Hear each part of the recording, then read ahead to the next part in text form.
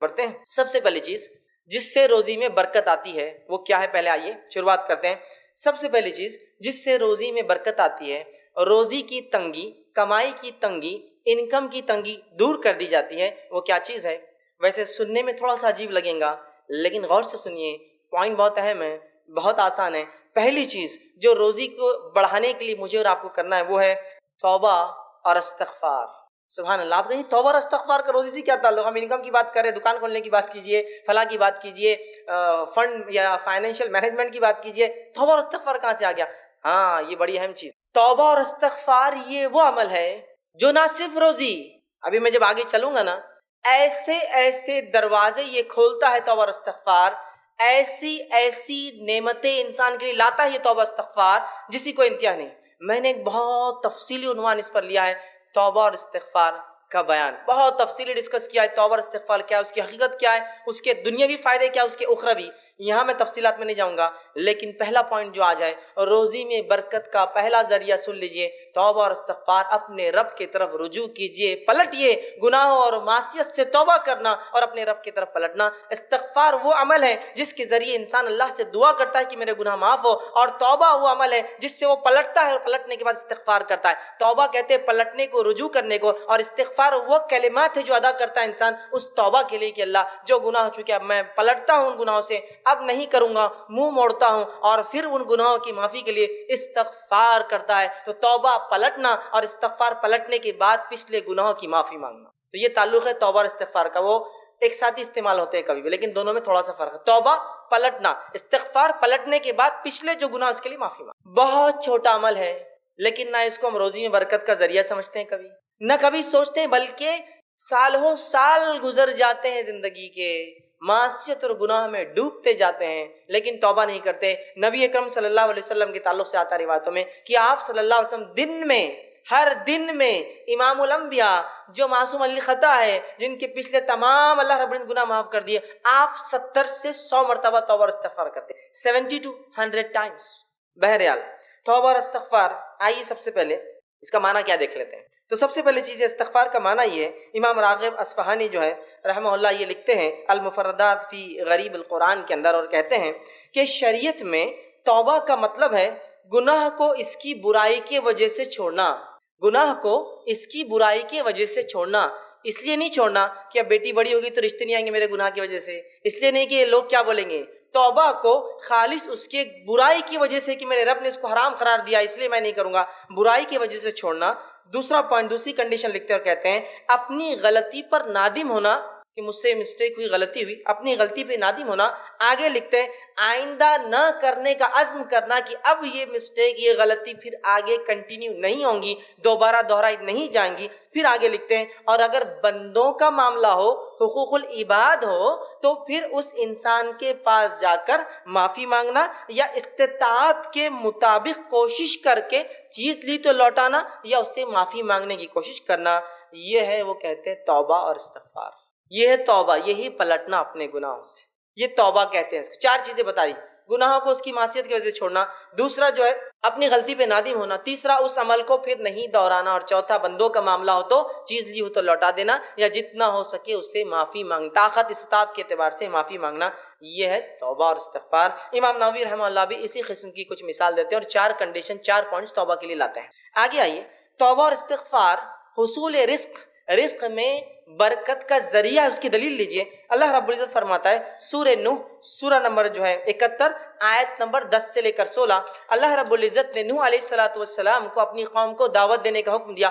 آپ نے قوم کو دعوت دی، اور جب دعوت دی اس کے بعد قوم ایمان نہیں لائی تو آپ نے اللہ رب العزت کے سامنے ایک رپورٹ پیش کی، کنکلوژن پیش کیا، اور کہا اللہ اب میں نے سب کچھ کر دیا اس قوم کو، اب عذاب لا۔ تو جب آپ رپورٹ پیش کر رہے ہیں تو کچھ باتیں کہہ رہے اللہ سے کہ کیا کیا آپ نے 950 سال تک لوگوں سے کہا، اس میں ایک بات کہتے ہیں جو کہ اللہ رب العزت نے آیت نمبر 10 سے لے کر 16 میں دوران فرمایا، قُلْتُ اسْتَغْفِرُوا رَبَّكُمْ إِنَّهُ كَانَ غَفَّارًا۔ اے اللہ میں نے ان کو بہت بلایا تیری طرف اور بار بار کہا کہ اپنے رب سے استغفار کرو، توبہ کرو اپنے شرک، اپنے معصیت اور گناہوں کے تعلق سے، إِنَّهُ كَانَ غَفَّارًا، یقین تمہارا رب تمہیں ضرور معاف کر دے گا ان گناہوں کے معاف۔ تو اللہ میں نے ان کو بلایا، استغفار کرنے کا حکم دیا، بار بار کہا پلٹ جاؤ اپنے اپنے گناہوں سے معافی مانگو اور تمہارے رب کو تم معاف کرنے والا پاؤ گے. آگے فرمائے یرسل السماء علیکم مدرارا, اور اگر تم توبہ کر لو گے اپنے رب سے سچی تو اللہ تعالیٰ آسمان سے موسلا دھار بارش کو برسائیں گا. سبحان اللہ. استغفار کا پہلا فائدہ جو نوح علیہ السلام اپنی قوم کو بتا رہے ہیں, جو کہ اللہ کی طرف سے وحی تھی, وہ ہے مسلادھار کنٹینیوسلی ایسی بارش جو نفع بخش ہوتی برسائیں گا. پھر فرمایا وَيُمْدِدْكُمْ بِأَمْوَالٍ وَبَنِينَ, اور اللہ تمہیں بڑھا دیں گا اموال مال کے اندر, وبنین, اور لڑکے چاہتے ہو نا تو لڑکوں کے اندر. انسان کیا چاہتا ہے؟ مجھے لڑکے چاہیے, تو کہا تمہیں بڑھا دیں گا تمہارے لڑکوں کے اندر. پھر آگے فرمایا وَيَجْعَلْ لَكُمْ جَنَّاتٍ وَيَجْعَلْ لَكُمْ أَنْهَارًا, اور تمہارے لیے باغات لگا دیں گا اور اس میں سے نہریں گزار دیں گا. باغات ہونا ایک نعمت ہے, لیکن پانی نہ ہو تو باغ اور کھیت بھی بیکار ہے, اس میں سے نہریں گزار دیں گا. کتنے فائدے استغفار کے صرف ان 6 آیتوں میں نوح علیہ السلام اپنی قوم کو سمجھا رہے ہیں. ایک فائدہ اس میں کیا ہے, وہ کیا کریں گے اللہ تعالیٰ, یمددکم باموال, تمہیں مال میں بڑھا دیں گا. کیوں؟ استغفار کی وجہ سے. کیا فائدہ استغفار کا؟ آگے بڑھتے ہیں ہم. جو ہے حسن بصری رحمہ اللہ, ان کے پاس کچھ لوگ آئے جس کو تفسیر قرطبی میں امام قرطبی نقل کیا اس واقعے کو. ان کے پاس کچھ لوگ, ایک آدمی اور کہا کہ اے حسن بصری رحمہ اللہ, بارش نہیں ہو رہی ہمارے پاس, خیر سالی, کیا کروں؟ تو کہا استغفار کرو.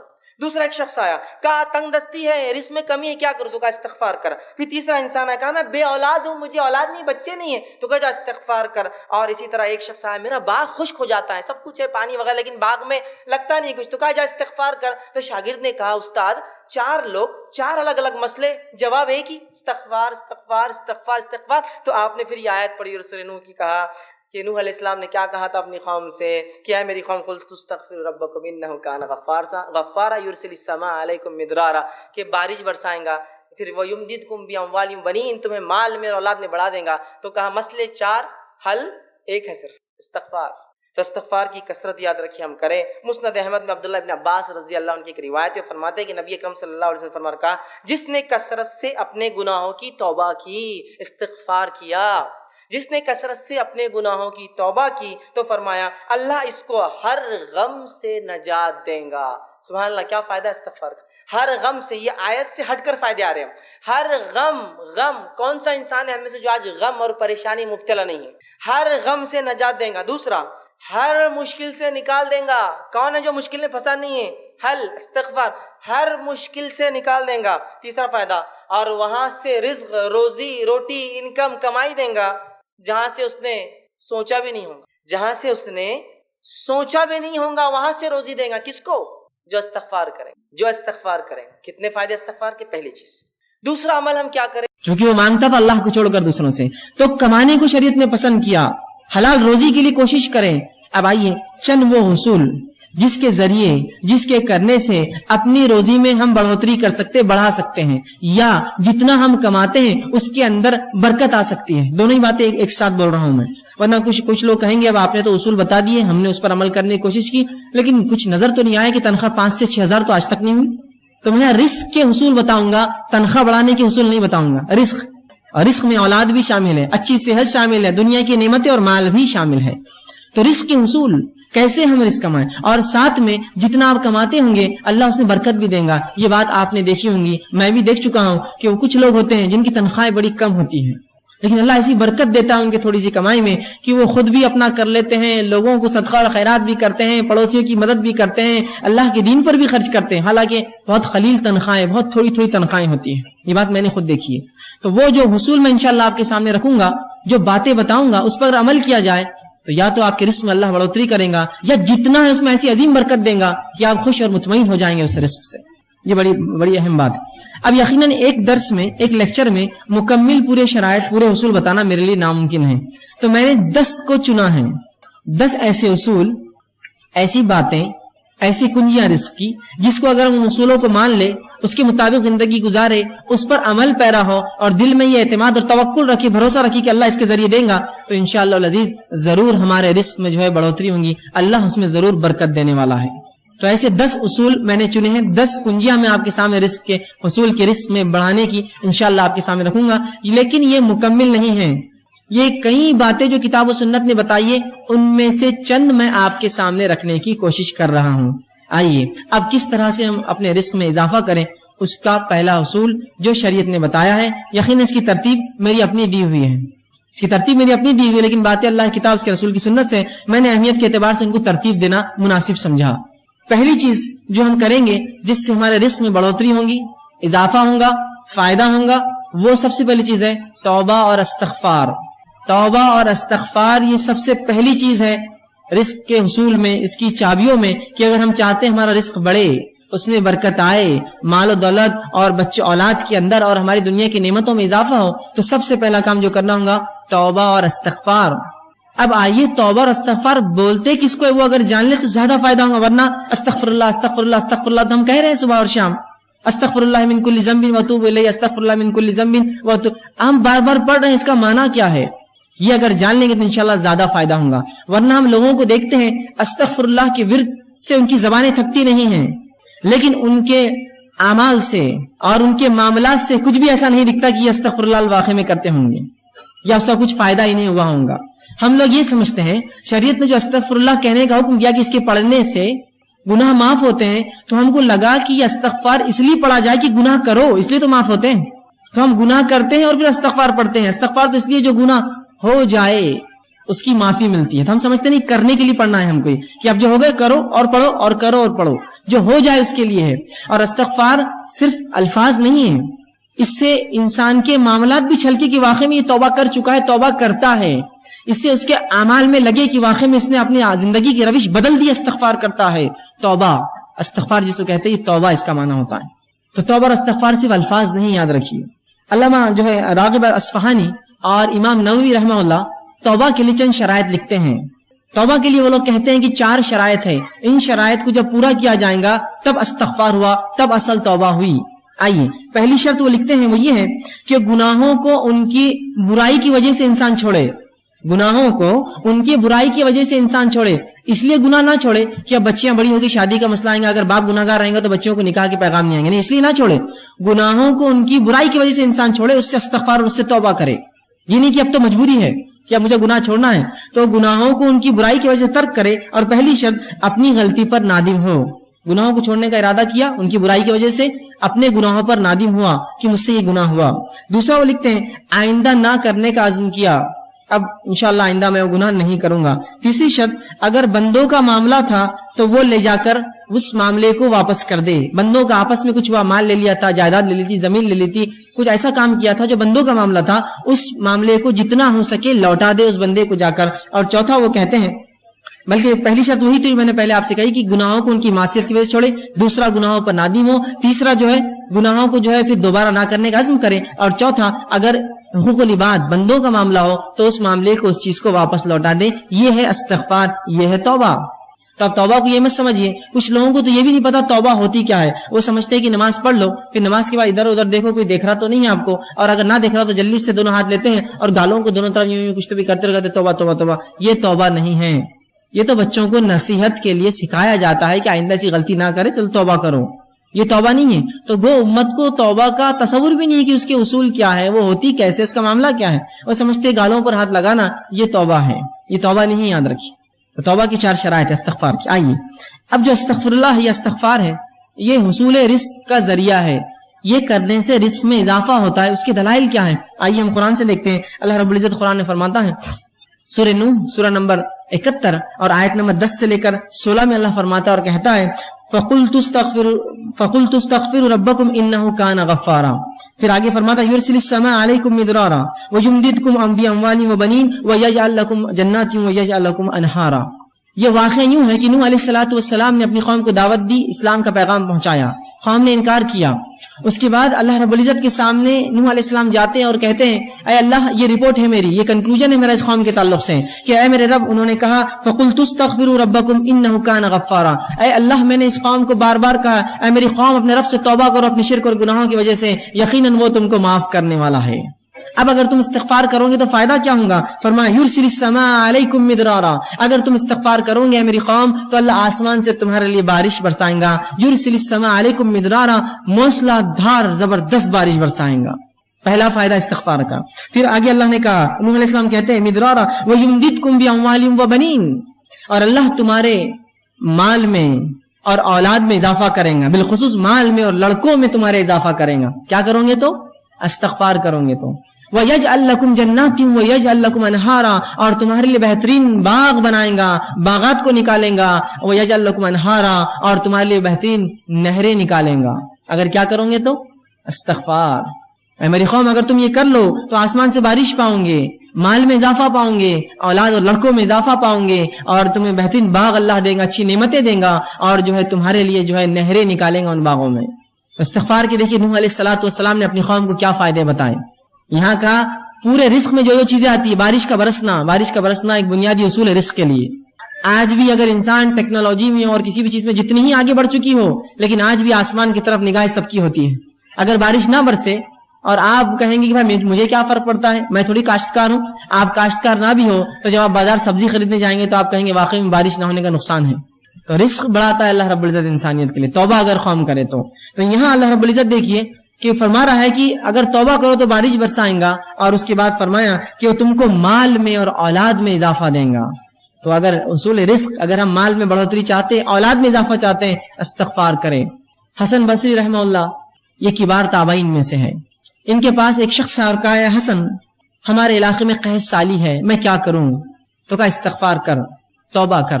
دوسرا ایک شخص کہا اے حسن مجھے رزق میں تنگی ہے، مال میں تنگی ہے، کیا کروں؟ تو کہا جا استغفار کر۔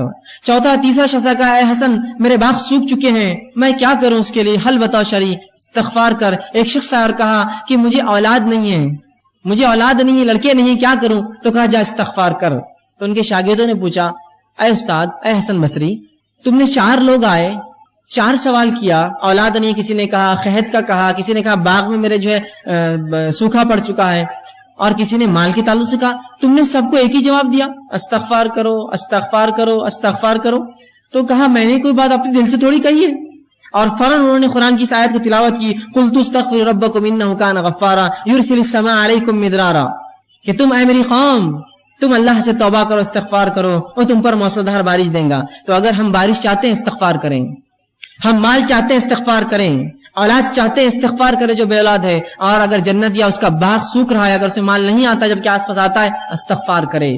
تو یہاں حصول رزق کے لیے، رزق میں بڑھوتری کے لیے، اولاد میں بڑھوتری کے لیے، بارش کے ہونے کے لیے، اپنے باغ اور اپنی تجارت میں فائدے کے لیے استغفار اصول بتایا گیا ہے۔ توبہ کرو اپنے رب سے، توبہ کی چاروں شرائط کے ساتھ۔ نہیں تو میں استغفر اللہ استغفر اللہ استغفر اللہ تو کر رہا ہوں، لیکن انہی استغفر اللہ کے دوران میں گناہ کرتا ہوں۔ استغفر اللہ کی تسبیح چل رہی، کسی کا فون آیا جھوٹ بول دیا، کہاں آپ نے توبہ کی اپنے رب سے؟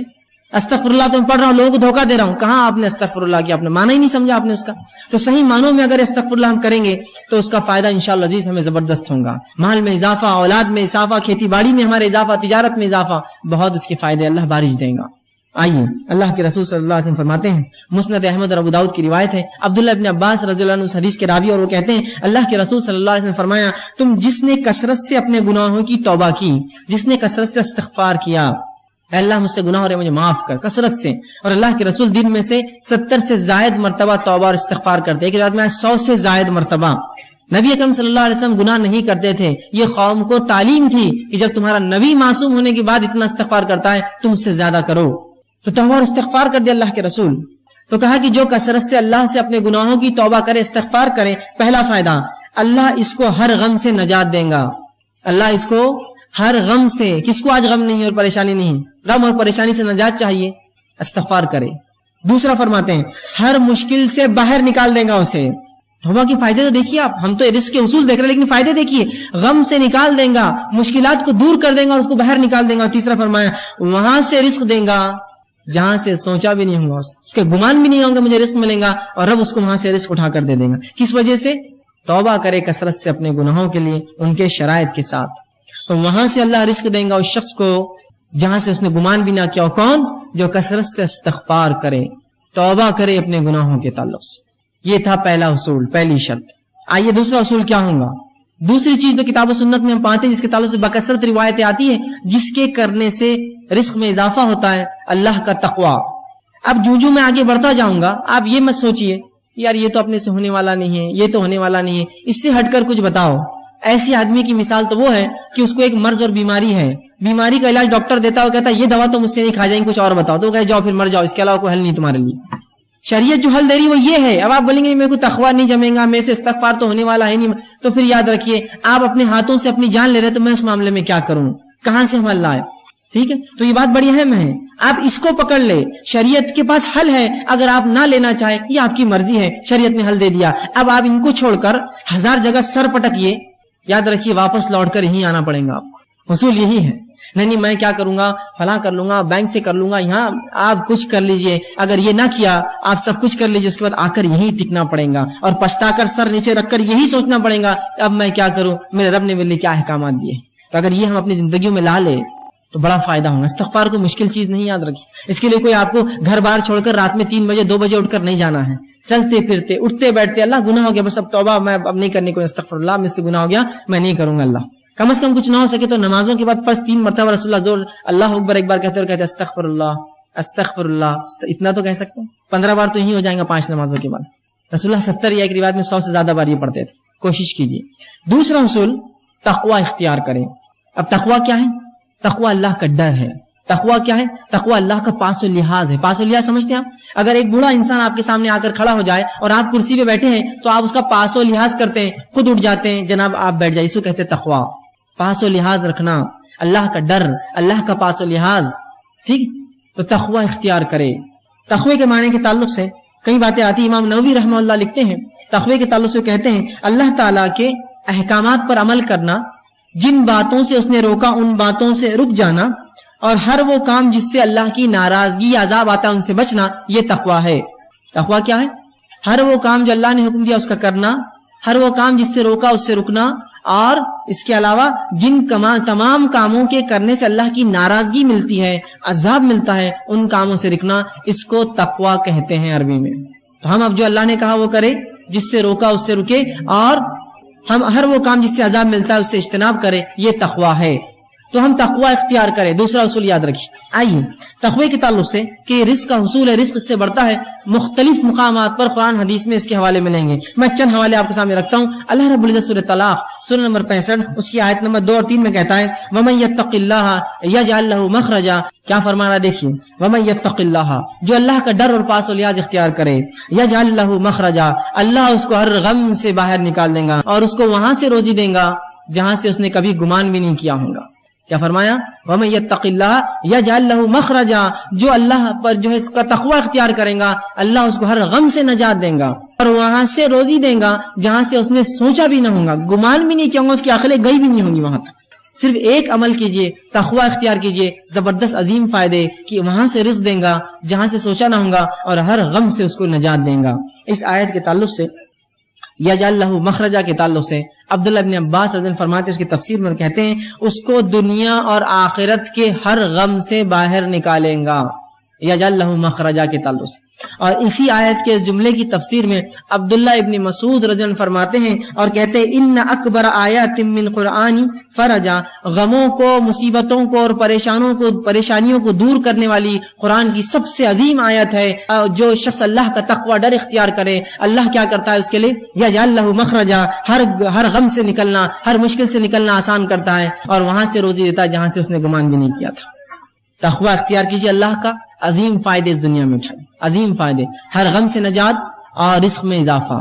اسی طرح اللہ رب العزت قرآن میں سورہ اعراف سورہ نمبر 7 آیت نمبر 92 میں فرماتا کہتا ہے وَلَوْ أَنَّ أَهْلَ الْقُرَىٰ آمَنُوا وَاتَّقُوا لَفَتَحْنَا عَلَيْهِمْ بَرَكَاتٌ مِّنَ السَّمَاءِ وَالْأَرْضِ, کہ اگر یہ بستی والے ایمان لائے, ولو ان اہل القرى آمنوا, اگر اس بستی والے ایمان لائے, واتقوا اور اللہ کا ڈر اختیار کرے, لفتحنا علیہم برکات من السماء والارض, تو ہم ان کے لیے آسمان اور زمین کے برکت کے دروازے کھول دیں گے. کس کے لیے؟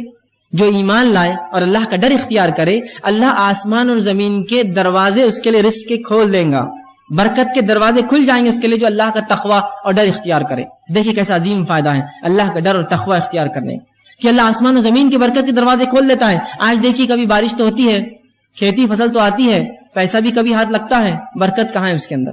ایک زمانہ تھا, آپ نے بھی سنا ہوگا, میں نے بھی سنا ہے کہ لوگوں کی تنخواہیں 100-200 روپے, 40 اور 50 روپے ہوا کرتی, لیکن حالات یہ تھے ایک انسان 10-10, 20 اور 25 لوگوں کو پالتا تھا اپنے گھر میں, اتنی برکت تھی اس روپے میں. آج ہم ہزاروں اور لاکھوں کما کے بھی 2 اولاد کو پالنا ہمارے لیے مشکل ہے.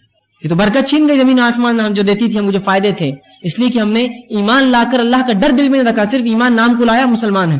اگر ڈر رکھتے تو اللہ آسمان و زمین کی برکت کے دروازے اس بستی والوں پر, ایمان والوں پر کھول دیتا. اور یہ توحید کی برکت ہے, یاد رکھیے. اور جس قوم نے توحید کو اپنایا اللہ نے اس کے لیے زمین و آسمان کے دروازے برکت کے کھول دیے. اس کے نمونے آپ دیکھ سکتے ہیں ان قوموں کے تعلق سے جو قومیں کسی زمانے تک پستی میں رہی اور اس کے بعد اللہ رب العزت کو ڈر اختیار کیا اور توحید پر آئی. اللہ رب العزت نے زمینوں کے نیچے سے خزانے ان کے لیے کھول دیے. جب انہوں نے اللہ کا ڈر اور تقوی اختیار کیا اور توحید پر اڑ گئے تو اللہ نے ایسی جگہ سے روزی دی جہاں سے گمان بھی نہ کی ہوں گی. کس نے گمان کیا تھا؟ ان علاقوں کو جن کو بنجر زمین اور چٹیل ریگستان مانا جاتا تھا کہ اس کی زمین کے نیچے سے سونا اگلیں گی وہ زمینیں اور پیٹرول کی شکل میں مادے نکل رہے ہیں. آج دنیا اس کا فائدہ اٹھا رہے ہیں، ممالک اس کا فائدہ اٹھا رہے ہیں. کبھی کیا گمان میں کیا ہوں گا ممالک کہ زمین کے نیچے اللہ نے ان کے لیے ایسے رزق رکھے؟ تو توحید کی برکت ہے، یاد رکھیں. جو قوم توحید پر آ جائیں گی اللہ آسمان و زمین کے دروازے کھول دیں گا، وہاں کھول دیے ان کے لیے. یہ فائدہ ہوتا ہے بستی والوں کو کہ اگر وہ ایمان لائے جیسا حق ہے، تقوی اختیار کرے اللہ کا، تو ایسی جگہ سے رزق دیتا ہے گمان نہ کیا ہوں گا اور آسمان زمین کی برکت کے دروازے ان کے لیے کھول دیتا ہے.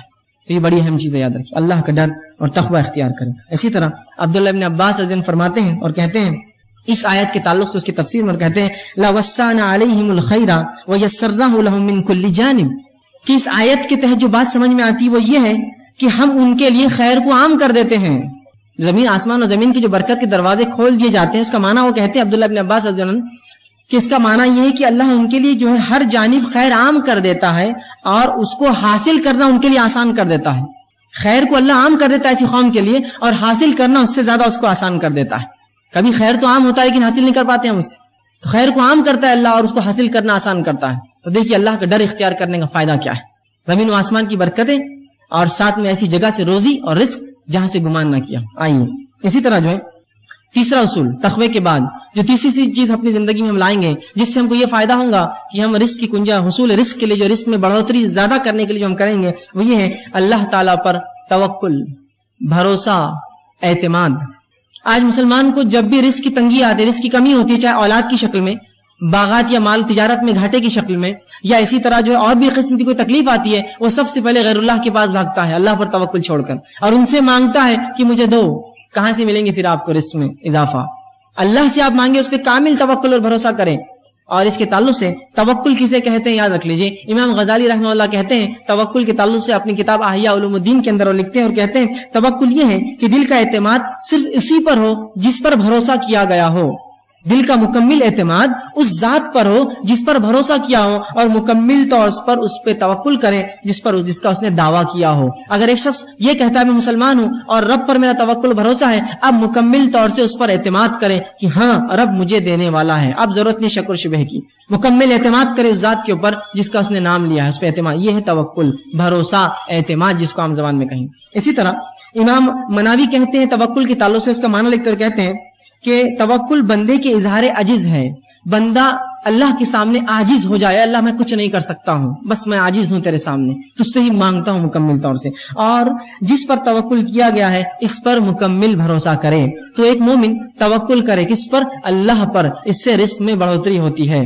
اب اس کے تعلق سے کہ توکل رزق کے بڑھانے کا سبب ہے، اس کے تعلق سے کئی روایتیں آتی ہیں. مسند احمد کی اور ترمذی کی روایت ہے جس میں اللہ کے رسول صلی اللہ علیہ وسلم فرماتے ہیں، عمر بن خطاب اس کے راوی ہیں اور وہ کہتے ہیں اگر تم اللہ تعالیٰ پر ایسا بھروسہ کرو، اللہ کے رسول نے فرمایا کہ اگر تم اللہ تعالیٰ پر ایسا توکل، اعتماد اور بھروسہ کرو جیسے پرندے توکل، اعتماد اور بھروسہ کرتے ہیں کہ وہ ہر صبح خالی پیٹ اپنے گھروں سے نکلتے ہیں اور شام بھر پیٹ گھر لوٹتے ہیں، تو اللہ بھی تمہیں ویسا ہی رزق دیں گا جیسے پرندوں کو دیتا ہے کہ وہ خالی پیٹ اپنے گھروں سے نکلتے ہیں اور شام بھر پیٹ لوٹتے ہیں.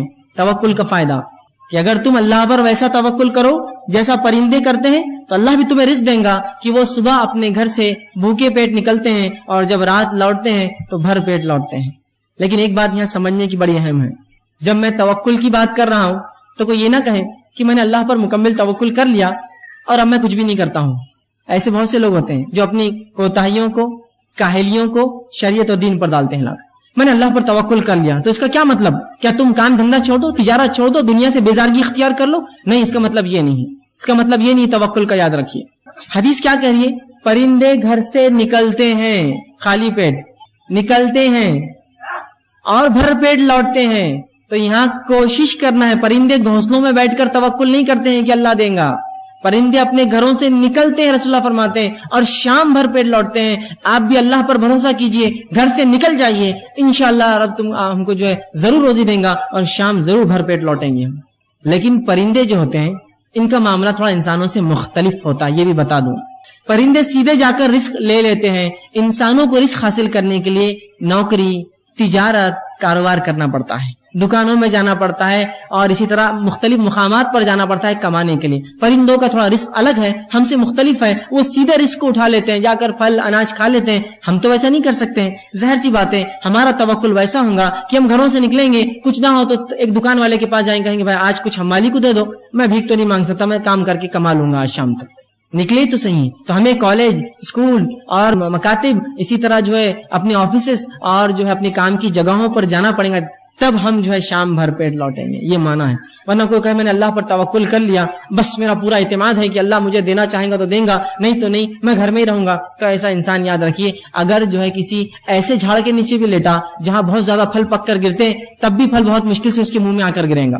یہ توکل نہیں، یہ توکل نہیں. ٹھیک ہے. تو توکل کا معنی یہ ہے کہ آپ کوشش کریں اللہ پر بھروسہ رکھتے ہوئے اللہ ضرور آپ کو رزق دیں گا. کوشش کریں. تو اس کا مطلب یہ نہیں آپ کوشش چھوڑ دیں. اور کیوں نہ ہو، اللہ سورۃ طلاق سورہ نمبر 5 آیت نمبر 3 نے فرماتا ہے وَمَن يَتَوَكَّلْ عَلَى اللَّهِ فَهُوَ حَسْبُهُ، جو اللہ پر بھروسہ اور اعتماد کرتا ہے اللہ سے کافی ہو جاتا ہے، اللہ اس کے لیے کافی یاد ہے. لیکن کوشش یہ زیادہ ضروری ہے. شک اور شبے میں نہ پڑے آپ. ورنہ بہت سے لوگ ہوتے ہیں کہتے ہیں بھائی کیوں محنت کر رہے ہو، مشقت کر رہے ہو، بس اللہ اللہ کرتے رہو، جتنا دینا اللہ دیں گے. ارے بھائی کوشش ضروری ہے، کوشش کے بعد تمام چیزیں ہیں. ٹھیک. اللہ کے رسول صلی اللہ علیہ وسلم کے پاس ایک شخص آیا، ابن حبان کی روایت ہے، عمرو بن امیہ رضی اللہ عنہ راوی ہے. وہ کہتے ہیں کہ رسول اللہ صلی اللہ علیہ وسلم کا ایک شخص آیا اور اس نے کہا اللہ کے رسول میں اپنی اونٹنی کو کھلا چھوڑ دیتا ہوں اور اللہ پر توکل کرتا ہوں، بھروسہ کرتا ہوں. رسول اکرم نے کہا نہیں، تو اس کے گھٹنے کو پہلے باندھ دے پھر اللہ پر توکل کر. سمجھے آپ توکل کا معنی؟ تو کوشش کر لے اس کو بچانے کی، کیوں بھاگ کر نہ جائے، پھر اللہ پہ بھروسہ کر. تو اونٹنی کو کھلا چھوڑیں گے اور اللہ پہ بھروسہ کریں گے تو بھاگ جائیں گی. پھر تو جو تیرے ماتحت کوشش ہے وہ کر لے کہ اونٹنی کے گھٹنے کو باندھ دے، پیر کو باندھ دے، پھر اللہ پر بھروسہ کر، پھر انشاءاللہ العزیز جو ہونا ہے وہ اللہ کرے گا.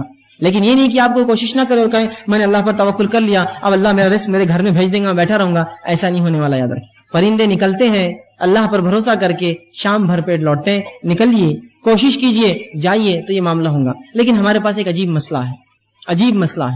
ہم نے کام کو چھوٹے اور بڑے معاملوں میں تقسیم کر دیا، چھوٹے کام اور بڑے کام.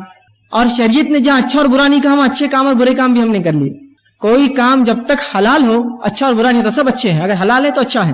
کوئی انسان اگر جوتا بھی اگر سیتا ہے تو وہ بھی اچھا کام کرتا ہے، کوئی غلط نہیں. ہاں اگر کوئی بہت کماتا اور حرام کام کرتا ہے تو وہ کام غلط ہے، بنے اس کے کہ اس نے حلال کام کرا ہے، جوتا سی رہا ہے، جھاڑو مارتا ہے، حمام اور پیخانے لوگوں کی صاف کرتا ہے، وہ حلال کام ہے اس کے لیے، بنے اس کے کہ حرام کام کریں. لیکن ہمارا مسئلہ یہ وہ ڈگری وہ پوسٹ ملی تو میں جاؤں گا، نہیں تو میں کام نہیں کروں گا. پھر ایسے لوگوں کے لیے توکل اور بھروسہ اور تقویٰ کچھ کام نہیں آنے والا ہے. یہاں نکلنے کے معنی میں آپ جائیے، کوشش کیجیے. آپ کوشش نہیں کریں گے اور بولیں گے میں سیدھا جاؤں اور ایک مالدار انسان بن جاؤں، تو یہ ہونے والا ہے نہیں. کوشش کیا ہے اس کے لیے. اور ہر شخص جو کسی زمانے میں مالدار ہوتا ہے، کسی زمانے میں کہانی پوچھی وہ غریب بھی تھا، چھوٹی چھوٹی کوشش کی اور اسی کوشش میں بڑھتا رہا، اللہ نے اس کو برکت دی. سمجھ رہے آپ بات؟ تو کوشش کیجیے، چاہے کام کوئی بھی ملے، حلال ہے کرنے میں شرمائیے مت، بڑھ جائیے، آگے اس کو بڑھ کر کیجیے. انشاءاللہ عزیز آپ کو دنیا اور آخرت کے فائدے ہوں گے انشاءاللہ. ٹھیک ہے. چوتھی چیز جو ہم کو کرنا پڑیں گے رزق کو بڑھانے کے لیے وہ ہے صلہ رحمی. صلہ رحمی بڑی اہم چیز ہے، یاد رکھیے. صلہ رحمی کا معنی ہوتا ہے رشتوں کو جوڑے رکھنا، رشتوں کو جوڑے رکھنا. ٹھیک ہے.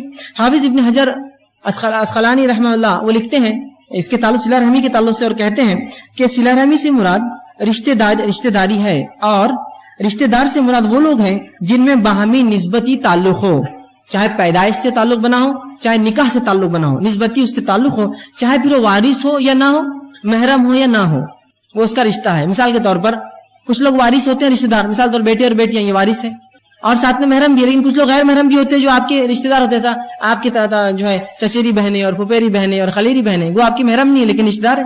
تو یہ تمام رشتے جو انسان پیدائش سے لاتا ہے اور تمام رشتے جو اس کے نکاح کی بات بنتے ہیں یہ ہے اس کے رشتہ دار، اور ان سے صلہ رحمی کرنا، رشتوں کو جوڑے رکھنا، خام و خواہ کے نہیں توڑنا. لیکن آج ہم دیکھتے ہیں لوگ خطا رحمی کرتے ہیں، رشتوں کو توڑ دیتے ہیں آسانی سے. بھائی چچا ہے بات نہیں کرتا، یہ ہے بات نہیں کرتا، ان کے پاس جاتا نہیں، ان سے ملتا نہیں، ان کے پاس کھاتا نہیں، رشتے مت توڑیے خام خواہ کے. صلہ رحمی کے آئیے فائدے سن لیجیے. اللہ کے رسول صلی اللہ علیہ وسلم فرماتے ہیں، جو ہے بخاری کی روایت ہے، ابو ہریرہ رضی اللہ عنہ اس حدیث کے راوی کہتے ہیں آپ صلی اللہ علیہ وسلم فرمایا جو شخص اپنے رزق میں کشادگی چاہتا ہے اور اپنی عمر میں اضافہ چاہتا ہے وہ صلہ رحمی کرے. جو شخص اپنے رزق میں کشادگی، روزی میں بڑھوتری چاہتا ہے اور عمر میں برکت اور اضافہ چاہتا ہے وہ صلہ رحمی کرے، رشتوں کو باقی رکھے، خاموخواہ رشتے نہ توڑے۔ آئیے دوسری روایت، انس بن مالک رضی اللہ عنہ فرماتے ہیں، بخاری کی روایت ہے، فرماتے ہیں رسول اللہ نے کہا جو شخص یہ چاہتا ہے کہ اس کے رزق میں وسعت ہو، کشادگی ہو اور عمر میں بڑھوتری اللہ بڑھائے تو وہ صلہ رحمی کرے، رشتوں کو باقی رکھے، خاموخواہ رشتے نہ توڑے۔ اسی طرح مسند احمد اور ترمذی کی ایک روایت ہے جس میں اللہ کے رسول صلی اللہ علیہ وسلم فرماتے ہیں، ابو ہریرہ رضی اللہ عنہ اس حدیث کے بھی راوی ہیں، وہ کہتے ہیں اللہ کے رسول نے فرمایا اپنے خرابت داروں کے تعلق سے معلومات حاصل کیا کرو، اپنے رشتہ داروں کے بارے میں معلومات لیا کرو، اس لیے کیا فرماتے ہیں تاکہ تم صلہ رحمی کر سکو، تاکہ ان سے رشتے باقی رکھ سکو، بلا شبہ بغیر شک کے صلہ رحمی سے خاندان میں محبت، صلہ رحمی کرنے سے خاندان میں محبت، مال میں کثرت اور عمر کے اندر اضافہ ہوتا ہے۔ صلہ رحمی کرنے سے خاندان میں محبت، مال میں کثرت اور کیا ہوتا ہے؟ عمر میں اضافہ ہوتا ہے۔ تو ہمیں بھی چاہیے ہم صلہ رحمی کریں۔ اسی طرح طبرانی کی ایک روایت ہے جس میں آپ صلی اللہ علیہ وسلم فرماتے ہیں اور صلہ رحمی کا ایک ایسا عظیم فائدہ بتاتے ہیں، حضرت علی رضی اللہ عنہ حدیث کے راوی وہ کہتے ہیں جو شخص اس بات کو پسند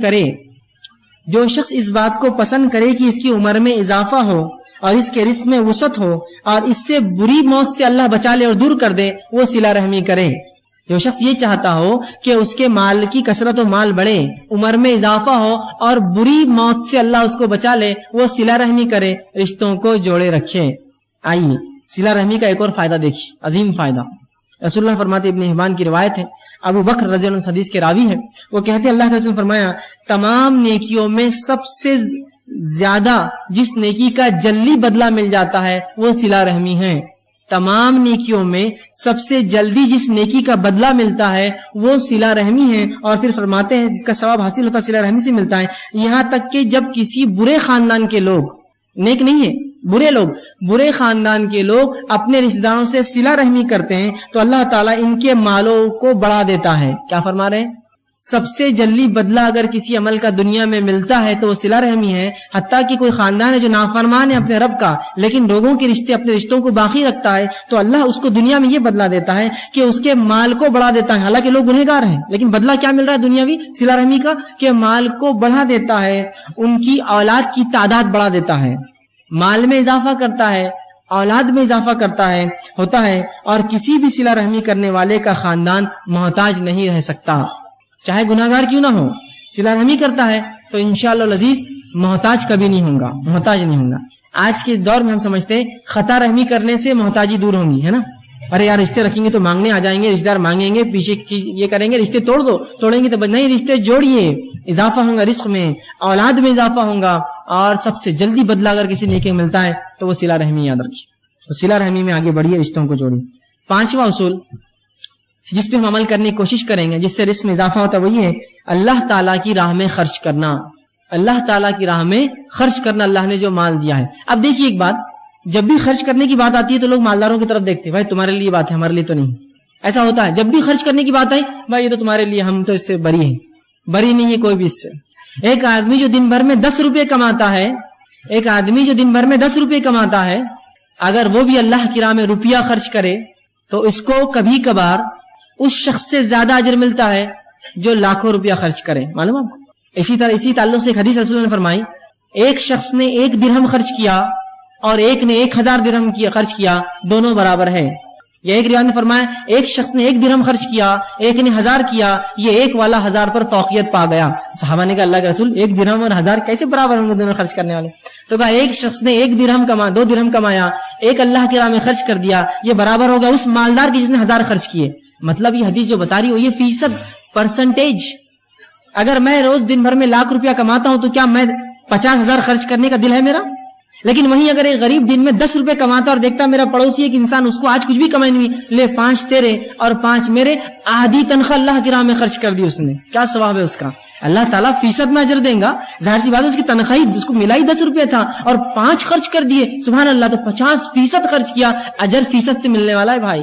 یہ مت سمجھ کہ بھائی تو میں تو زندگی بھر میں تو 1 لاکھ ہی کمایا، کیا خرچ کیا ہوں گا میں نے؟ نہیں، آپ کا فیصد کیا تھا بھائی؟ اگر لاکھ میں سے 25,000 خرچ کیے تو آپ نے 25% دولت اللہ کے نام میں خرچ کر دی۔ اور کبھی کبھار مال و دولت والوں کو اتنی توفیق نصیب نہیں ہوتی کہ فیصد میں اپنے مال سے نکالے۔ تو آپ یہ مت سمجھیے کہ خرچ آئے تمہیں مالدار تم لوگ دیکھو، نہیں، ہر آدمی خرچ کرے گا۔ ایک جذبہ پیدا کیجیے اپنے اندر خرچ کرنے کا اللہ کے نام میں، کہ اگر میں 10 روپیہ دن میں کماتا ہوں کوشش کروں کہ 1 روپیہ خرچ کروں جو کہ 10% میرے مال کا اور کمائی کا ہوگا, اللہ یقیناً اجر دے گا. معلوم, خرچ کیجیے اللہ کی راہ میں, جذبہ پیدا کیجیے. مالداری اور غریبی خرچ میں آڑ نہیں بنتی, اصل چیز نیت ہے جو خرچ میں آڑ بنتی ہے. اصل غنا, اللہ کے رسول فرماتے اصل مالداری دل کی مالداری, دل سے مالدار ہو آدمی, مال سے نہیں. ایک آدمی تو مال سے کروڑپتی ہے لیکن بازو والے کے پیسے پہ اس کی نظر رہتی جب وہ نوٹا نکالتا ہے, اور ایک آدمی غریب ہے لیکن اس کو کسی کے مال کے اوپر اس کی نظر نہیں ہے, اللہ اس کو دے رہا, وہ کما رہا, میں اپنا کما رہا ہوں. تو غنا, مالداری تو اصل دل کی مالداری ہوتی ہے. پیسے اور نوٹوں سے انسان مالدار نہیں ہوتا. کبھی تو کچھ لوگ پیسے کما کے اور غریب بن جاتے ہیں کہ پہلے جو ہے کھاتا پیتا تھا, اب پیسے خوب کما رہا تو اب صرف چنے پہ گزارا کرتا ہے, اس لیے کہ وہ اور جمع کرتا ہے. تو غنا دل کا ہوتا ہے, مالداری دل سے ہوتی ہے. دل سے مالدار بنیے, اللہ کی راہ میں خرچ کیجیے, اللہ دیتا ہے, یاد رکھیے. اور ایسے لوگوں کی مثالیں میں آپ کو دے سکتا ہوں جنہوں نے اپنی زندگی میں چھوٹے چھوٹے کام کیے اور اللہ کی راہ میں ایسا پیسہ خرچ کیا کہ انہوں نے بڑی بڑی مساجدیں بنائی. ایسے واقعی بعید نہیں, اگر آپ نے نہ دیکھے ہوتے ایک الگ بات ہے, نہ سنے ہوتے الگ بات ہے, کہ لوگوں نے حمالیاں کی اور اپنے مال و دولت سے زمینیں خریدی ان پیسوں سے, اور اس پر مسجدیں تعمیر کی اپنے روپیے اور پیسے سے. ایک صاحب کو تو میں بھی جانتا ہوں جنہوں نے اپنی زندگی بھر جو ہے فگے بیچے, بلونس, اور ایک مسجد انہوں نے تعمیر کی اس کمائی کے اوپر. تو خرچ کرنے والا دل سے مالدار ہو تو خرچ کرتا ہے. اب دل سے ہی غریب ہو تو پھر اس کے لیے بہت مسئلہ ہے. اللہ جتنا دے, ایک عہد کے برابر دیا تو دوسرے کی توقع کریں گا, دوسرے عہد کے برابر سونا دیا تو تیسرے کی توقع کریں گا, اس کی خواہش بننے ہونے والی. تو خرچ کیجیے اللہ کے راہ میں, جذبہ پیدا کیجیے, اس کا بڑا فائدہ ہے. اب اللہ کے راہ میں خرچ کرنے کا کیا معنی ہے؟ جہاں جہاں اللہ نے حکم دیا وہاں خرچ کیجیے. یتیموں میں, مسکینوں میں, فقیروں میں, مسافروں کے اندر, وہ لوگ جن کی گردنیں جو ہے دبی ہوئی ہے بوجھ کے تحت, ادھار جن پر ہے, ان میں, جو لوگ جو ہے اسلام پر چلنے کی بنیاد پر جیلوں میں ڈال دی گئی, ان کے چھڑانے کے لیے مختلف جگہ جہاں شریعت نے حکم دیا اللہ کی راہ میں خرچ کیجیے, یاد رکھیے. اب آئیے, خرچ کرنے سے مال و دولت میں اضافہ ہوتا ہے, اس کے دلائل سن لیجیے. اللہ رب العزت سورہ سبا سورہ نمبر 34 آیت 39 میں فرماتا اور کہتا ہے وَمَا أَنفَقْتُم مِّن شَيْءٍ فَهُوَ يُخْلِفُهُ, اور آگے فرماتا وَهُوَ خَيْرُ الرَّازِقِينَ, تم جو کچھ اللہ کی راہ میں خرچ کرو گے اللہ اس کو لوٹا دے گا, اور اللہ خیر رزق دینے والا ہے. کیا فرمایا؟ تم جو کچھ اللہ کی راہ میں خرچ کرو گے اللہ اس کو لوٹانے والا ہے. یخلفہ, تم کو واپس پلٹائیں گا اللہ وہ چیز.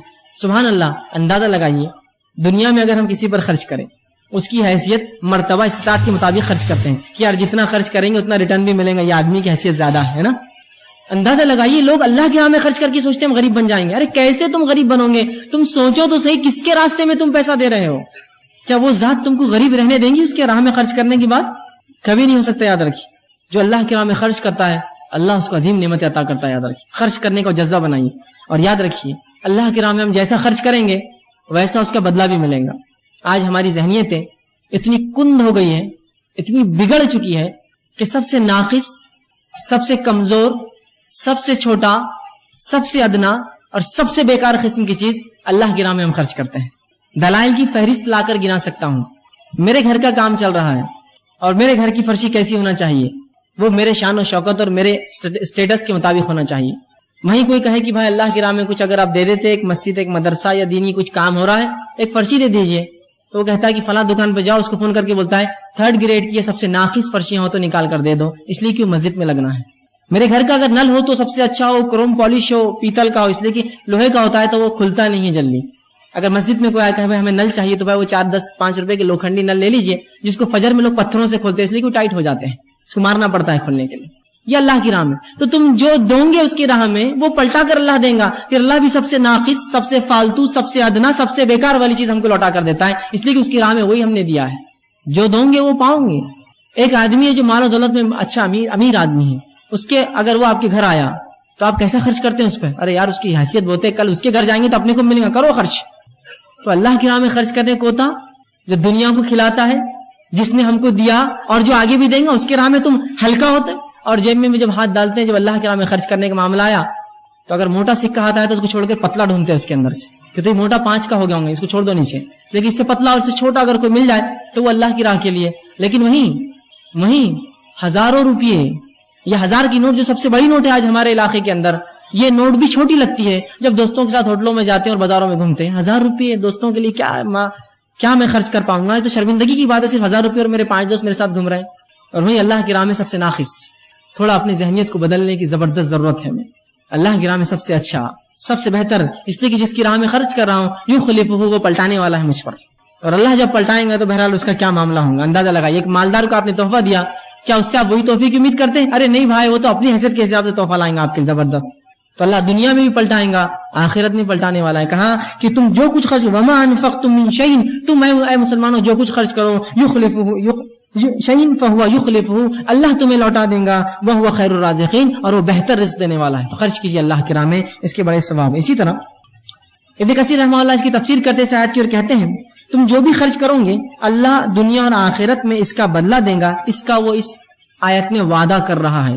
یخلفہ، پلٹاؤں گا میں، مطلب اللہ کا وعدہ ہے. اور یہ بات ہم جانتے ہیں کہ اللہ سے زیادہ بہتر وعدہ اور پکا وعدہ کسی کا نہیں ہو سکتا ہے نا. خود اللہ نے اسے گواہی دی ومن اوفی بعہدہ من اللہ، کہ اللہ سے زیادہ پکا وعدہ کس کا ہو سکتا ہے. اللہ وعدہ کر رہا ہے میں پلٹاؤں گا تمہارے پہ مسلمانوں، تم خرچ تو کرو میرے اوپر.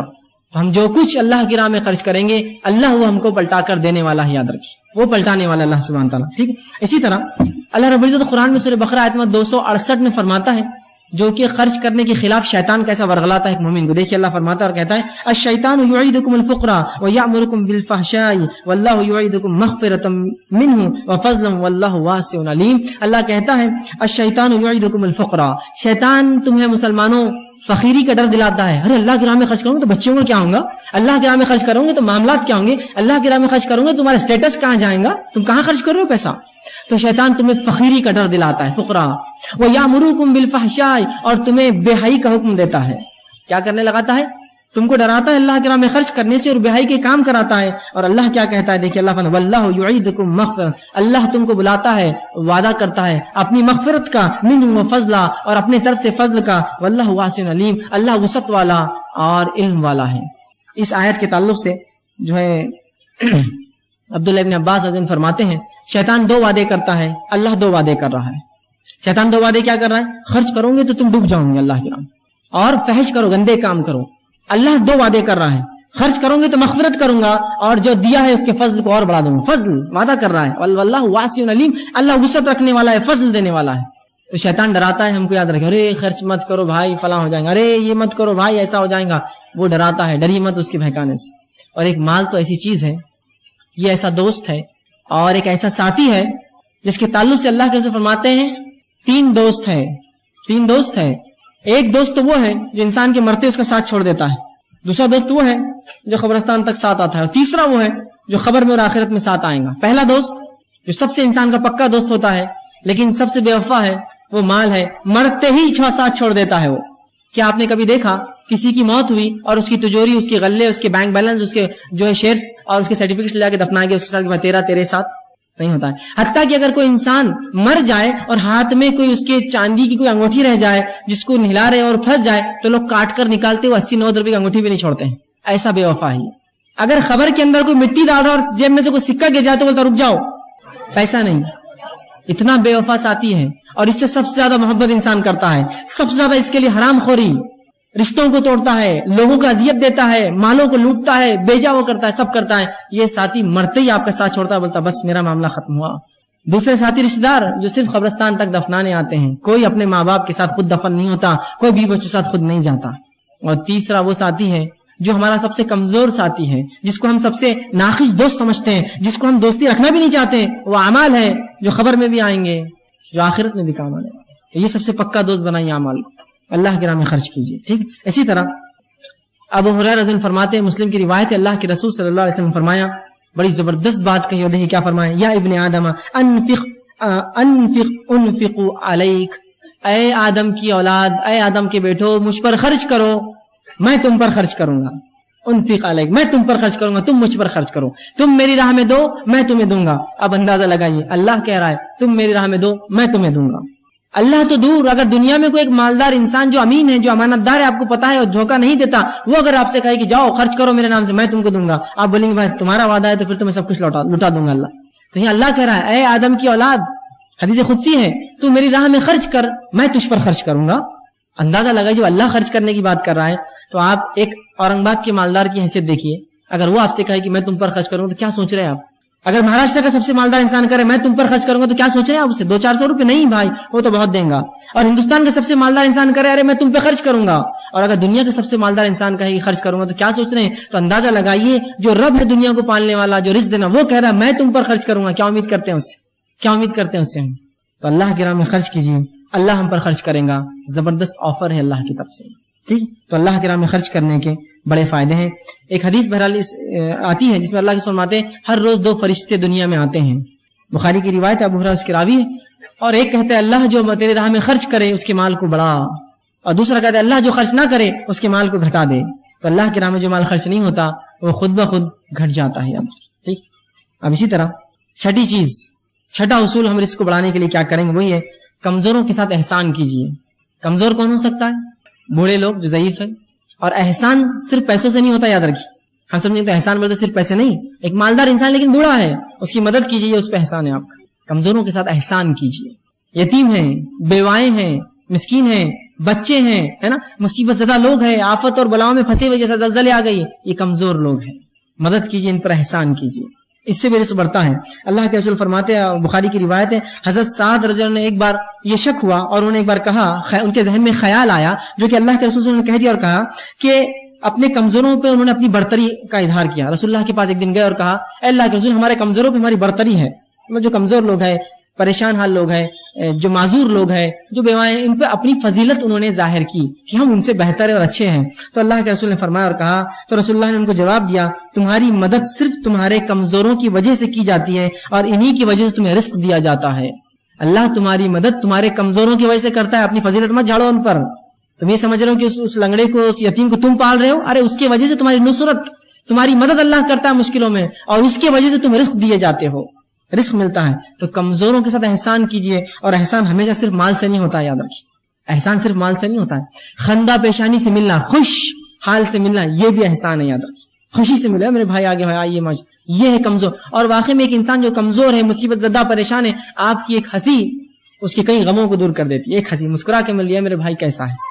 خندہ پیشانی سے ملنا, بوقت ضرورت مال خرچ کرنا, لوگ مصیبت میں تو مدد کرنا, یہ سب احسان ہے. یہ سب احسان ہے. صرف احسان یہ مت سمجھیے کہ پیسے دینا احسان ہے, نہیں, اور بھی چیزیں احسان ہیں. اور ان کے لیے دعائیں کرنا, یہ بھی احسان ہے, یاد رکھیے. دعائیں کرنا, خندہ پیشانی سے خوشی سے ملنا, اور مدد کرنا, اور تعاون جب ضرورت پڑے کرنا, جب ضرورت پڑے اپنے وسیلے سے کوئی کام ان کا کروا دینا, یہ بھی احسان ہے. یہ بھی احسان. احسان کیجیے کمزور لوگوں پر, چاہے وہ بیوہ عورتیں ہوں, یتیم بچے ہوں, معذور ہو, مسکین ہو, کمزور ہے, یہ سماج کی مدد کیجیے, ان کی احسان کیجیے جو کچھ اپنے طرف سے کر سکتے ہیں. اتنا تو کر سکتا ہوں میں کہ ایک معذور کو اگر گاڑی نہ دلا سکوں تو کبھی موقع مل جائے تو اس کو اٹھا کے گود میں دوسرے کا چھوڑ تو سکتا ہوں, یہ میرا احسان ہے اس پر. ضروری تھوڑی کہ ہر بار میں پورا کر سکوں. یہ سوچیے, ہم میں وہ جذبہ بھی ختم ہو گیا. کئی بار ہوتا ہے کہ کچھ لوگ دکھتے ہوں گے آپ کو سڑک پر معذور, جو اپنی سائیکل چڑھاتے ہوں گے, چڑھاؤ پر جو چڑھتی نہ ہوں گی, لوگ دیکھتے ہیں یہ نکلا کیوں ہوگا معذور گھر سے باہر, ارے میرے بھائی وہ مصیبت میں, اس کو پہلے تو دھکا دے کر اوپر چڑھا. عجیب معاملہ ہے. کمزوروں کے تعلق سے اس امت کے پاس کوئی رحم نہیں ہے, بلکہ کمزور لوگ نشانہ اور ٹارگٹ ہے ہمارے لیے کہ ان کو تکلیف دی جائے. اب مل گیا ایک آدمی جس کا مزہ لی جائے, ان پر احسان کیجیے, اللہ نصرت کریں گا, مدد کریں گا ہماری, اور جو ہے رزق اضافہ دیں گا. ٹھیک. اسی طرح مسند احمد کی روایت ہے, آپ صلی اللہ علیہ وسلم فرمایا, ابو درداء رضی اللہ عنہ حدیث کے راوی, انہوں نے کہا کہ میری رضا کمزور لوگوں کے ساتھ احسان کرنے سے حاصل کرو. اگر تم چاہتے ہو کہ میں راضی ہوں رہوں تم سے قیامت کے روز, رسول اللہ فرماتے ہیں, تو کمزوروں کی مدد کر کے میری رضا حاصل کرو قیامت کے روز. میں راضی ہو جاؤں گا تم سے اگر تم کمزوروں کی مدد کر کے آؤں گے, تو وہ عمل کر کے آؤں گا, تو میری رضا کمزوروں سے مدد کر کے حاصل کرو, حاصل کرنے کی کوشش کرو, کیونکہ تمہیں اپنے کمزور اور ضعیفوں کی وجہ سے رزق اور نصرت دی جاتی ہے. رزق جو ملتا ہے نا, اور جو مدد آتی ہے اللہ کی, یہ کمزوروں کی وجہ سے آتی ہے. تو یہ نہ سمجھے کہ ہم بڑے اونچے ہیں ان سے, بلکہ اللہ کا شکر ادا کرے کہ اللہ نے مجھے اچھا رکھا, اب میں ان کی مدد کروں. اس لیے کہ کمزوروں سے جو قوی ہے وہ آزمائے جاتے ہیں, مالداروں غریبوں سے مالدار آزمائے. دنیا میں اللہ آزماتا ہے ایک سے دوسرے کو, اس کو صحت دی اس کو کمزوروں سے آزماتا ہے, اللہ دیکھتا ہے اس کی مدد کرتا ہے کہ, ٹھیک ہے, تو ان کی مدد کیجیے. 7واں پوائنٹ جو چیز ہم کریں گے حصول رزق کے لیے, وہی ہے کہ اللہ کی عبادت کے لیے فارغ ہونا, اس کا بڑا اجر ہے, اس سے رزق میں اضافہ ہوتا ہے. اب میں جب کہہ رہا ہوں اللہ کی راہ میں فارغ ہونا, تو آپ یہ مت سمجھیے کہ اب وہ جو ہے بوریا بستر لے کر اب بولیں گے اب مسجد میں رہنے جا رہا میں, بھی بچوں کو بھائی اب بس اب تم رہو, بہت دن ہو گئے, اب میں اللہ کے راہ میں فارغ نہیں. فارغ ہونے کا علماء معنی لکھتے یہ ہے کہ جو کچھ عبادت بندہ کرے خالص اللہ کے لیے کرے اور مکمل خشوع و خضوع سے کرے, یہ ہے اللہ کے لیے فارغ ہونا. مثال کے طور پر مسجد میں جا رہا ہوں نماز کے لیے, تو مکمل خشوع اور خضوع اور اخلاص کے ساتھ نماز پڑھوں, تو یہ اللہ کے لیے فارغ ہونا ہوا. سمجھ رہے بات, یہ ہے فارغ ہونا. تو یہ مت سمجھیے آپ کہ اب سب چھوڑ دینا دنیا آپ کو, نہیں. جو کچھ کروں گا خالص نیت سے اور خشوع اور خضوع, اعضاء اور جوارح, دل و دماغ سب میرا اس عبادت میں ہوگا. چاہے نماز پڑھ رہا ہوں, روزہ رکھ رہا ہوں, زکات دے رہا ہوں, حج کر رہا ہوں, عمرہ کر رہا ہوں, جو کچھ کروں پوری ذکر و اذکار کر رہا ہوں اللہ کے، سب مکمل اپنے آپ کو اس میں اس کے اندر جو شامل کر دوں اور وہ عبادت کروں، یہ ہوتا ہے فارغ ہونا۔ آئیے اس کے تعلق سے مسلم کی روایت ہے، اللہ رب العزت فرماتا ہے، اللہ کے رسول فرماتے ہیں ان تعبد اللہ کأنک ترا۔ احسان کے تعلق سے آتا ہے، مسلم کی طویل روایت ہے، آخری ایک حصہ جس میں جبرائیل علیہ السلام نے رسول اللہ سے پوچھا کہ احسان کیا ہے، تو آپ نے فرمایا ان تعبد اللہ کأنک ترا، تو اللہ کی بات ایسے کر جیسے تو اسے دیکھ رہا ہو، فإن لم تکن ترا فإنہ یرا، اگر تو یہ نہ تصور کر سکی وہ تو اسے دیکھ رہا ہے تو یہ جان لے اللہ تجھے دیکھ رہا ہے۔ مطلب مکمل طور سے اپنے آپ کو فارغ کر کے اللہ کی بات کر، جیسے تو اللہ کو دیکھتے ہوئے کر رہا ہے اپنے رب کو، اور یہ تصور نہ آئے تو یہ جان لے کہ تیرا رب تجھے دیکھ رہا ہے جب تو عبادت کر رہا ہے، ایسا خالص ہو کے عبادت کرنا ہے، اعضاء و جوارح پورے اس چیز کے اندر، تو فارغ کرنا یاد رکھیے اس سے فائدہ۔ اسی طرح جو ترمذی کی روایت ہے، ابو ہریرہ رضی اللہ عنہ فرماتے ہیں اللہ کے رسول صلی اللہ علیہ وسلم فرمایا کہ اللہ فرماتا ہے اے آدم کے بیٹے میری عبادت کے لیے اپنے آپ کو فارغ کر، اے آدم کے بیٹے میری عبادت کے لیے اپنے آپ کو فارغ کر، میں تیرے سینے کو تونگری سے بھر دوں گا، میں تیرے سینے کو اطمینان سے اور تجھے جتنا آتا ہے اس میں اطمینان دے دوں گا، سکون دے دوں گا۔ دوسرا فائدہ فرماتے ہیں تجھے بے نیاز کر دوں گا، تجھے ضرورت نہیں کسی سے مانگنے کی، تجھے بے نیاز کر دوں گا، اور ایسا نہ کیا، اگر تو نے فارغ نہ کیا اپنے آپ کو میری عبادت کے لیے، ایسا نہ کیا تو تیرے ہاتھ ایسے کاموں میں الجھا دوں گا جس میں تو پریشان ہوگا، تجھے ایسے کاموں میں ملوث کر دوں گا جس سے تو پریشان ہوگا، اور تیری محتاجی کو کبھی ختم نہیں کروں گا، میں تجھے ہمیشہ محتاج رکھوں گا۔ تو جو بھی عبادت کرے خالص اللہ کے لیے ہم کریں، ٹھیک ہے۔ اسی طرح 8واں نکات جو ہمیں کرنا ہوگا اگر ہم چاہتے ہیں ہمارے رزق میں اضافہ، وہی ہے کہ شرعی علم کے حصول کے لیے جو لوگ اپنے آپ کو فارغ کرتے ہیں ان کی مدد کیجیے، معلوم اس کا بڑا اجر ہے۔ جو لوگ شرعی علوم کے لیے اپنے آپ کو فارغ کرتے ہیں، جو لوگ یہ کرتے ہیں کہ اپنے نفسوں کو فارغ کر دیتے ہیں کہ ہم جو ہے شرعی علم حاصل کریں گے اور اس امت کو جو دیں گے، جس طرح سے علماء ہوتے ہیں، حفاظ ہوتے ہیں، ان کی مدد کیجیے، اس سے بھی رزق میں بڑھوتری ہوتی ہے۔ آئیے واقعہ سناتا ہوں، ترمذی اور حاکم کی روایت ہے، انس بن مالک رضی اللہ عنہ فرماتے ہیں اللہ کے رسول صلی اللہ علیہ وسلم کا ایک بھائی آیا جو اپنے دوسرے بھائی کی ایک شکایت لے کر آیا تھا، اور اس نے کہا اے اللہ کے رسول یہ میرا بھائی کیا کرتا ہے، تجارت پر زیادہ آتا نہیں، اور بس جب موقع ملا بھاگ کر آپ کے پاس آتا ہے اور بس آپ کے پاس رہتا ہے، آپ کی ساتھ رہتا ہے اور علم سیکھتا ہے آپ سے۔ تو اللہ مطلب کمپلین شکایت کرنے لگا، اللہ کے رسول نے فرمایا شاید تجھے رزق اسی کی وجہ سے دیا جاتا ہے، اس طرح بھائی کے شرعی علم سیکھنے کی بنیاد پر ہی شاید تجھے اللہ رزق دیتا ہے۔ تو شرعی علوم کے لیے جو فارغ ہوتے ہیں ان پہ خرچ کیجیے، ان پہ خرچ کیجیے۔ عبداللہ بن مبارک رحمہ اللہ جو کہ امام بخاری کے بہرحال استاد بھی ہیں، ان سے جب کسی نے پوچھا کہ میں صدقہ کس کو دوں، اگر میں کچھ خرچ کرنا چاہوں تو کس پہ خرچ کروں، تو انہوں نے کہا کہ تو علماء پر خرچ کر، اس لیے کہ تیرا سب سے بہترین صدقہ ہوگا، سب سے زیادہ اجر دیں گا۔ جو فارغ کر لیتے اپنے آپ کو اللہ کے دین کے لیے خاص، ان پر خرچ کرنا اس کا بڑا اجر اور ثواب ہے۔ آج ہم نے یہ مسئلہ چھوڑ ہی دیا، جو لوگ اللہ کے لیے فارغ ہوتے ہیں ان پر خرچ نہیں کرتے ہیں، اور ان کو سب سے منیمم تنخواہ پر لا کر چھوڑ دیا، اور پھر ان کی بے بسی اور بدحالی کو لوگوں میں بیان کرتے ہیں، کائے کو کرنا تھا ایسا، پڑھنا لکھنا نہیں تھا کیا، فلاں نہیں کرنا تھا کیا۔ ارے یہ تو ذریعہ ہے آپ کے لیے کہ آج اگر یہ لوگ ہیں، اگر صحیح علم حاصل کر رہے ہیں، لوگوں تک پہنچا رہے ہیں، تو آپ ان کی مدد کیجیے، چونکہ انہوں نے اپنا وقت اور اپنی زندگیوں کو وقف کیا کسی کام کے لیے۔ لیکن پھر لگاؤں گا علماء حق کے لیے کام کیجیے، علماء سو کے لیے نہیں، ورنہ کچھ لوگ ہوتے ہیں جو لوگوں کے مال پر نظر رکھتے ہیں، صرف اپنی عبادتیں اور اپنا تمام کام لوگوں کے مال کے لیے کرتے ہیں۔ تو علماء حق پر خرچ کیجیے۔ تو انہوں نے کہا سب سے بہترین تیرا صدقہ وہ ہے کہ تو کسی طالب علم یا کسی عالم کے اوپر خرچ کر، اس لیے کہ یہی پھر امت کو، اور یقیناً امت کے وارث اللہ کے رسول نے کہا وہ ہے جو علماء حق ہے، وہ امت کے وارث ہے، تو ان پر خرچ کیجیے۔ حصول علم کے لیے جو فارغ ہوتے ہیں ان پر خرچ کرنا، اس کا بھی بڑا اجر ہے، بڑا اجر ہے، ٹھیک ہے۔ 9واں پوائنٹ، 9واں نکات جو حصول رزق کے لیے ہم کر سکتے ہیں وہ یہ ہے کہ اللہ کی راہ میں ہجرت کرنا۔ جو اللہ کی راہ میں ہجرت کرتا ہے اللہ اس کے رزق میں اضافہ دیتا ہے، اور اللہ سبحانہ تعالیٰ قرآن میں فرماتا ہے۔ اب ہجرت کس کو کہتے ہیں پہلے سن لیجئے۔